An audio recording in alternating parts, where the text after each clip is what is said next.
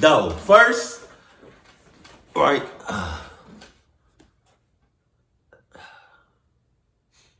you look good, right? Second, where you at with yours, right? Third,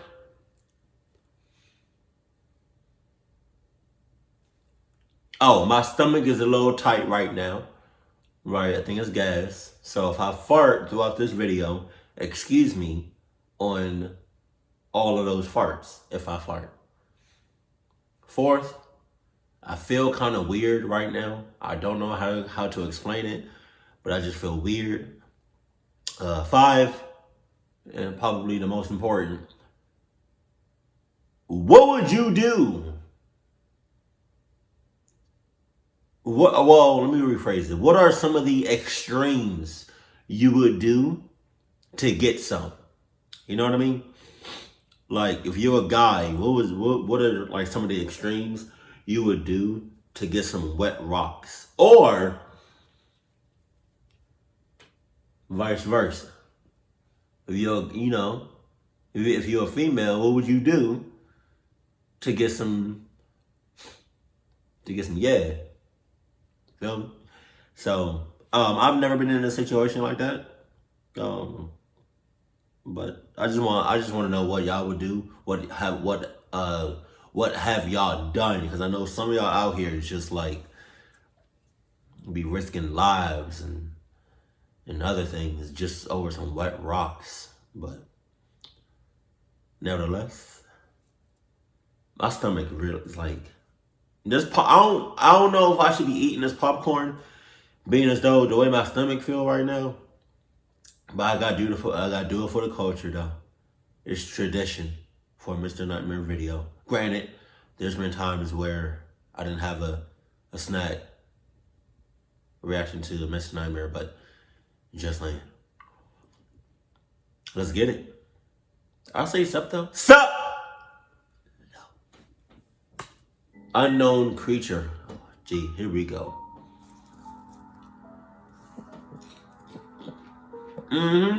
Yup, I'm banging. So this happened on a camping trip with my girlfriend Alicia, my best friend Rodney, and his girlfriend Amanda. Okay. My dad told me about a perfect place to go camping right by a big lake surrounded by dense forest. Really? So, obviously, clock your dad, right? Because he chose to go in a very...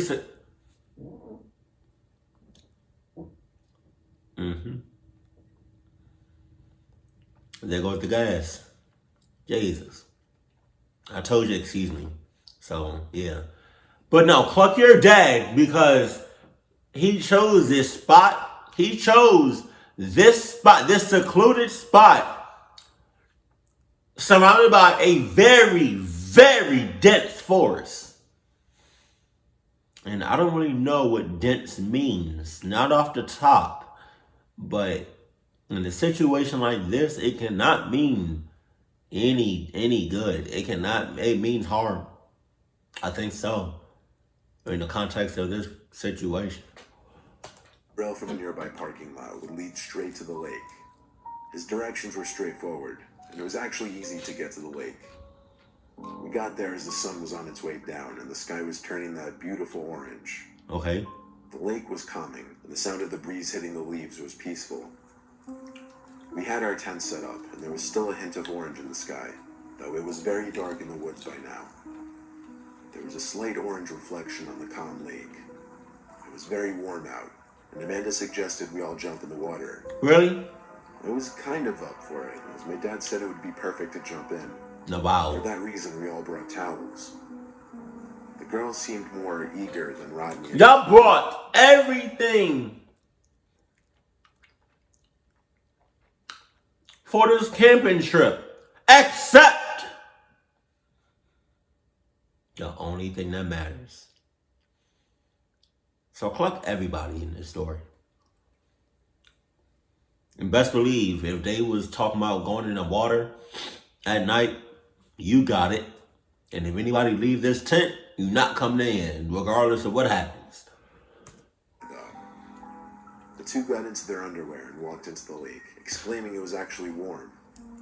I told them I'd go in after setting up the campfire at least, since we had already gathered some wood. Starting the fire proved to be especially difficult for me, because I just couldn't get the wood to catch. I'm not exactly a Boy Scout. Rodney took over, and as I watched him try to start the fire, one of the girls started screaming and flailing around in the lake. God damn. I was just as confused as Rodney and I. Then Alicia went underwater for a few seconds. Hell no. Amanda started to scream she's drowning. I took off my shirt and ran as fast as I could into the water. I put on my Adidas When I and got to where she was, the water was only up to maybe my waist. I saw her arms still flailing out above the water and splashing about, and I pulled her up above the water. I yelled, "What the hell happened?" She didn't answer right away and ran straight for the campsite, seemingly out of breath. possessed. Halfway there, she turned and yelled, "Get out of the water." Amanda and I looked at each other and listened. As I began moving out of the lake, I felt something strong grab around my ankle and Oh my try to pull God. me down. There was a sharp, piercing feeling cutting into my ankle as well. I yelled in a panic and kicked whatever it was with my free leg until I was able to break free. We made it back to the campsite, and Alicia was already sitting down on a cooler, putting pressure on an apparent wound on her ankle. I sat down on another cooler and checked my ankle, and there was a deep but small gash on the right side of my ankle, which was pouring out blood. I told Rodney to get us both some Band-Aids for my first aid kit in the tent. After patching up the wounds, we felt more relaxed and at ease. We just wanted to figure out what the hell that was that grabbed us. I said it might have been an eel. Rodney questioned if eels even live in lakes like this. Alicia said it didn't feel like an eel or a fish. It felt more like a claw. Oh God. I got chills as she said it, because I got what she was saying, but how would that make any sense? Regardless, we stuck around because whatever got us was in the water, and we were on land. Nothing could happen now. Yeah. Except you just assumed, motherfucker. You know how many creatures can I'm lost at words. Can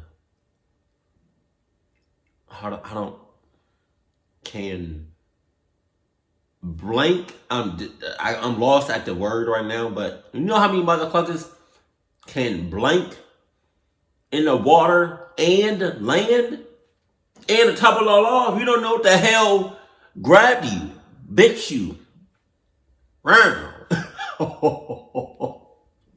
don't know what that was. But for real, on the real, dead ass. Your dad chose this spot. You should have been like, "What's up, Dad? Hey, Dad, what's up? What's up?"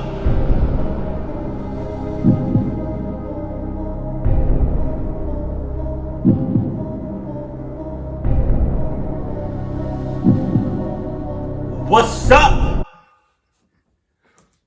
By this point, it was dark out. The sun was completely gone, and the only light was from the fire. We were a couple beers deep, talking about life, about mutual friends, and occasionally bringing up that thing in the water again. All was well, until a splash came from out in the water. We all looked over our shoulders at the same time, out to the pitch-black lake. Probably just a fish, we figured. Yeah, I heard. We resumed conversation for a few seconds, but then there was another splash. It didn't sound like a little fish jumping out of the water. It sounded like the kind of splashes you'd hear when a person is walking through waist-deep water. Hell no. The girls wanted us to go check the lake. I'm not checking I shit. took a couple flashlights and went to the edge of the lake, where we were still hearing noises. With the two lights pointed at the water, we scanned the calm surface of the lake, until Rodney stopped me and said, "What is that?" I looked at where his light was pointed. There was this object in the water. Well, at first I thought it was an object, but then I realized it resembled the head of some creature. Definitely not any kind of creature that would live in a lake. It seemed like it was just sticking its head out of the water. We could see the reflection of its eyes. It was looking at us. You got it. Then it moved. You got all It that. rose up slightly out of the lake, making another splashing noise. That's when Rodney and I screamed "go" to the girls. I remember Rodney saying, "Take all your important stuff and go." Really? It was a smart idea. I took all my valuables and left the tent and bigger things. We ran back down the trail to the parking lot, packed the car, and took off down the parkway. The next day, I returned with my dad to collect the tents, but everything that we left in the campsite was destroyed. The tents were shredded, the coolers were scratched and thrown across the site. I told my dad about the creature in the lake. I showed him the gash in my ankle and asked him what could have done this. He said he had no earthly idea. He He lying. left in a hurry. None of us ever returned to that lake. Hey, Dad. What's up? My house sits next to a nature preserve on Long Island, New York. I live alone most of the time, besides when my girlfriend who lives out of state comes to visit. I love course. Well, I can't say I live completely alone. I have 2 German shepherds, Tate and Moose. They sleep downstairs by the back door of the house. Last week, for 3 nights in a row, I would wake up to the 2 of them barking in the middle of the night at the back door. The first night, I just peeked from the door window into the yard, which was empty. The second night, I actually went outside to the patio to look around, but there wasn't anyone there. On the 3rd night in a row of waking up to barking, I told myself that was it. Someone was creeping around my property every night, causing my dogs to go crazy. I put Tate on his leash and took him out to the yard. Weirdly, he seemed more calm now that he was outside. He wasn't barking at anything. I walked him around the backyard and by the tree line to the woods for a little bit, trying to help him pick up on whatever the 2 had been barking at the past 3 nights. Then he started. By the tree line, he started tugging on his leash and barking at something in the woods. Obviously, I couldn't see too far into the woods as it was nighttime, so I let him lead the way into the woods. If someone were to be trespassing on my property every night, I figured the best way to scare them off would be having my dog chase after them. Really? Tate kept pulling and barking as we got deeper into the woods. I was starting to lose my breath just trying to keep up with him. He seemed to be really locked into something specific in front of us. But eventually Tate stopped pulling and barking and just stood there with his ears bent back, as if he were in a defensive position. Oh, hell no. He suddenly looked scared, as if he was looking straight ahead at something. Oh, my God. I tried looking ahead into the dark woods, but I could only see so much. There was this cracking of a stick or small branch a little ahead that confirmed there was a presence with us in the woods. I took this as a time to call out. Whoever's out there, you need to stop trespassing on my property.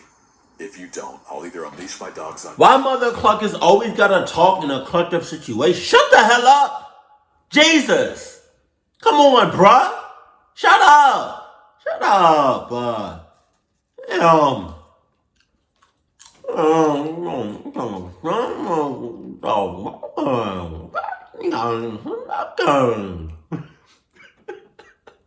I do the same thing.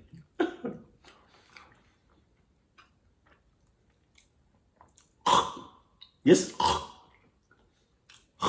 Sorry.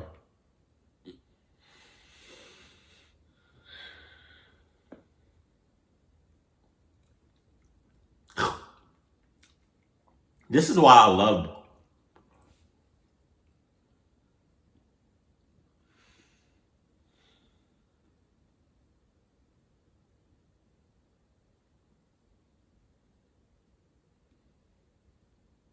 Sorry. It's the corn. God.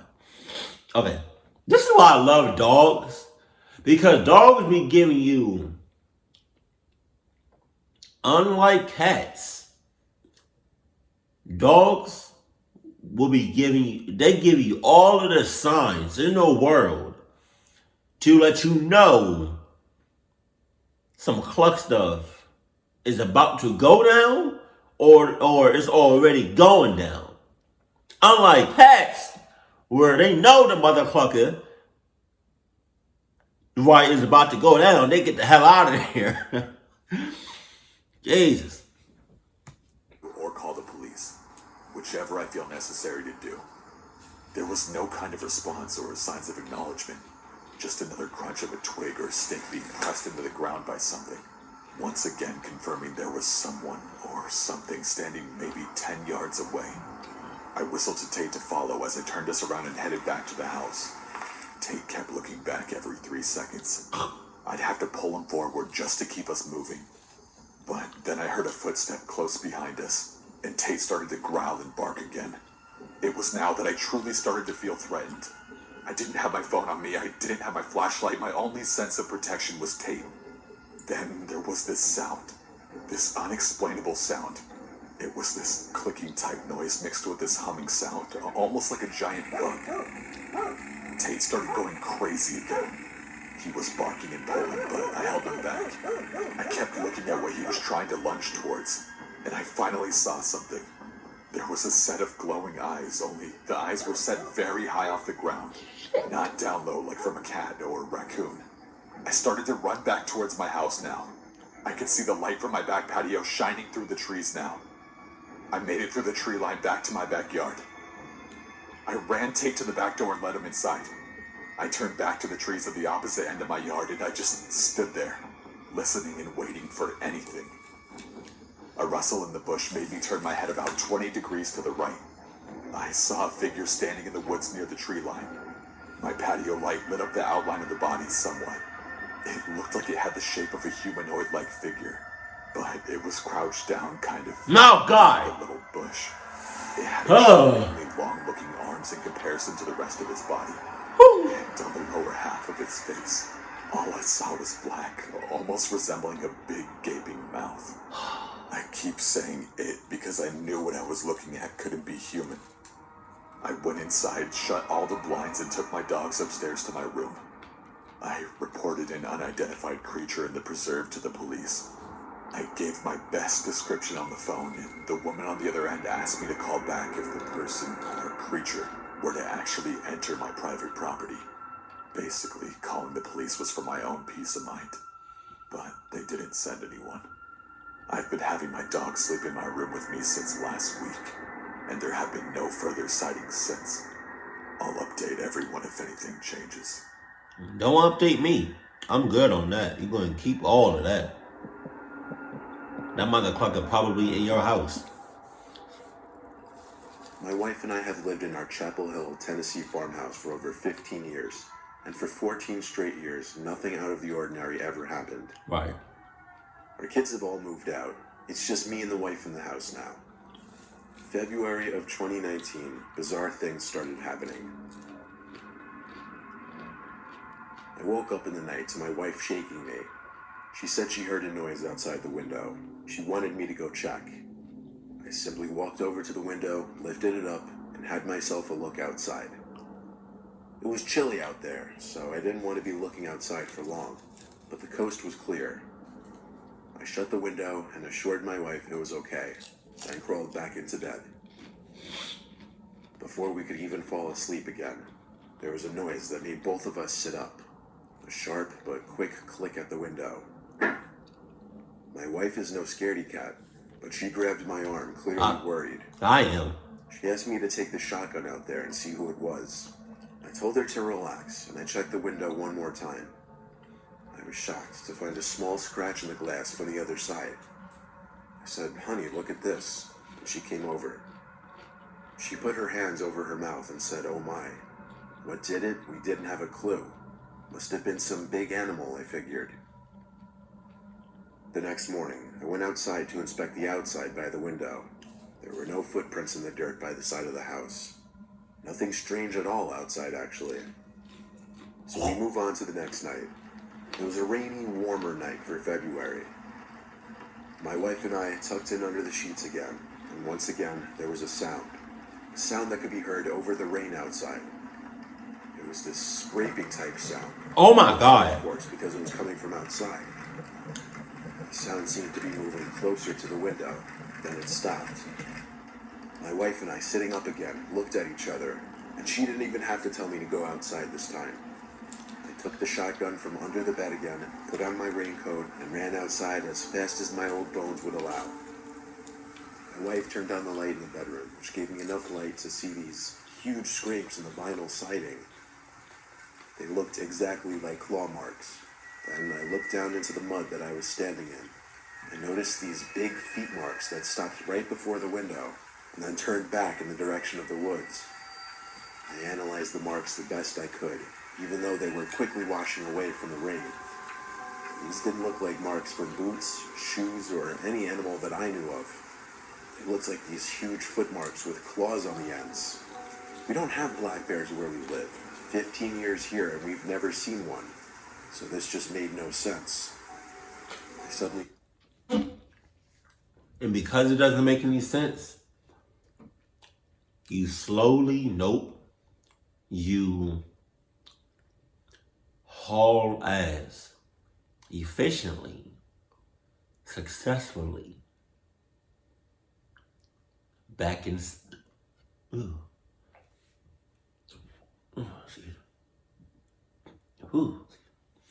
Back inside and tell old girl it was nothing. You saw nothing. You felt nothing. It was just nothing. Just go back to sleep, baby. But right before you tell her that, make sure everything is locked. Make sure all doors, doors, the vents, right? We got an attic, right? Definitely the basement.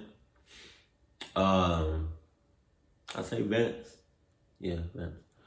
What else? Windows. I don't know if I said that or not. Basically, anything that can be locked should be locked. Because you don't know what the hell is out there. Okay? So just take precautionary measures. Just saying. Unsafe being out there, even with the shotgun. So I hurried back inside. I told my wife there's some big animal out there, and that as long as we stayed inside, we were safe. Yeah, alright.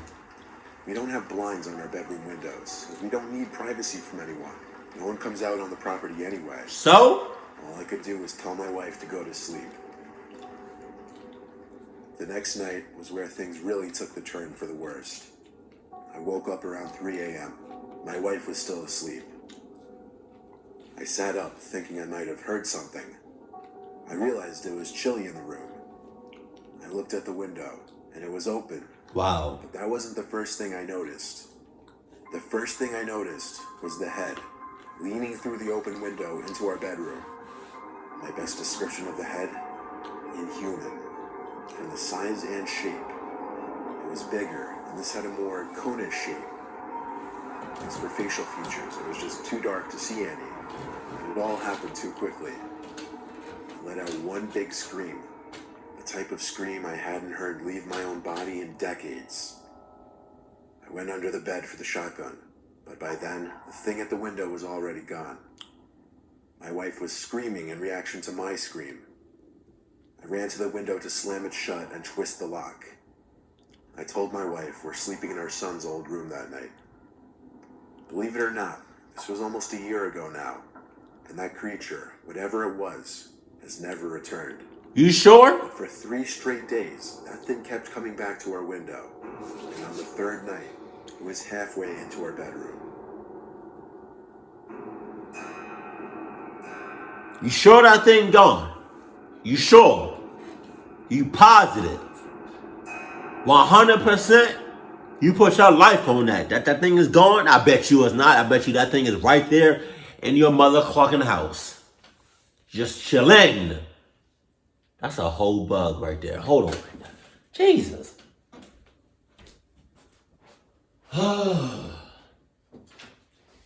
Here we go.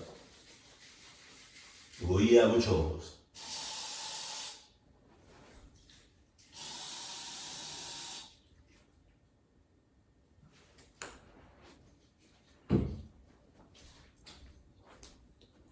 Found right here. Where you have a choice. When I say if you ever get a bug spray and that shit says like kills on contact, that shit really kills on contact. But I'm the type of person that, like, if I'm spraying a bug with the Raid, I'm holding that shit. Like, like I'm drowning the motherfucker in the Raid shits. It's no, and that's it. No, brother. No.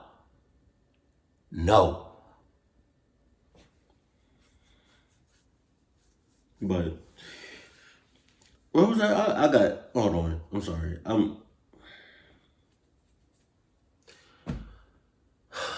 Oh yeah. All right. I lost my train of thought. See, now I gotta check if there's any other bugs in here.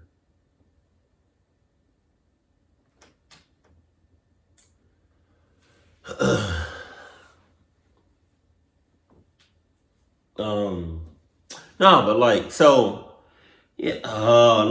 I lost my train of thought again. Oh, nah, because I guarantee you that thing is in your house. You're just straight chilling, just living it up. Excuse me. You can't be out here taking chances like that, bro. Just because you're secluded, you're isolated from everybody else. I think that gives more of a reason for creatures to approach you. You know, you're secluded, you're isolated from everybody else. You know, I figure, you know, if I'm a creature, right, that's not from this world, I'm not about to go to no suburban area. I'm not about to go to no neighborhood, right, where all eyes can see me. I'm about to go to one of those houses, you know, that's like in the middle of nowhere. You know? Talking about some Courage the Cowardly Dog type of house. You know? Where it's little to no eyes on me. That's what I would do. Right? So maybe you all need to reconsider about your living conditions. Because your living conditions, gotta be honest with you, it's not the best. It's kind of the worst living conditions. Just saying. I mean, at least you have somebody with you. At least you're not like completely alone. But I would highly suggest you, really consider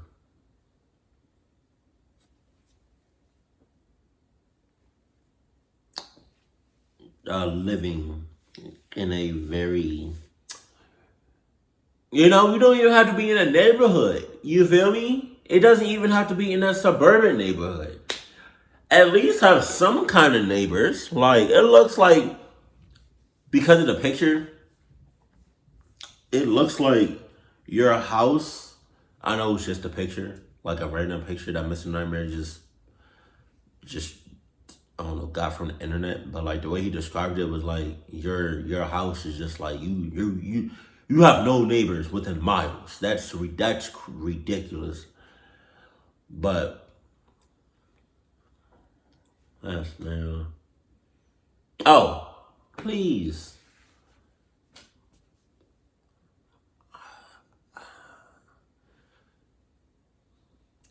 Just stop checking stuff out. Especially if what you're checking out doesn't look like it belongs in this world. Okay? Just stop. Because you're doing too much. You know? If you got dogs, all right, then let them, you know, let them check it out. You know? I gotta check out my bowels. Excuse me. I'm so sorry. But if I have to fart, I'm gonna fart. Like, that's just the way it is. I don't care who's watching. I don't care who I'm with. If I'm with baby girl, well, hell. You're gonna hear me fart sooner or later, so might as well get it over with. But yeah, man, just if you got pets, let them check out the cluckness, not you. They have a sixth sense, That's why they have that. So they can check it out, so they can sense when the cluckness is near. Just saying.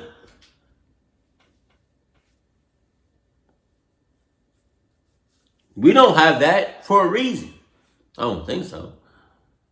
I mean, I think some of us have it, but like, we're not like dogs or like cats or anything like animals where we just like every animal has like a sixth sense. I think even insects have it. But nevertheless, if we have pets, let them check out the cluckness and not chew. And notice how I'm saying you. If I ever say chew, I'm dead ass. If I ever say you, I'm just like, whatever. Just saying. Wow, this video was 30 minutes. God damn. But it is what it is. Keep it cool, keep it classy, and I love you. Stay happy, my family.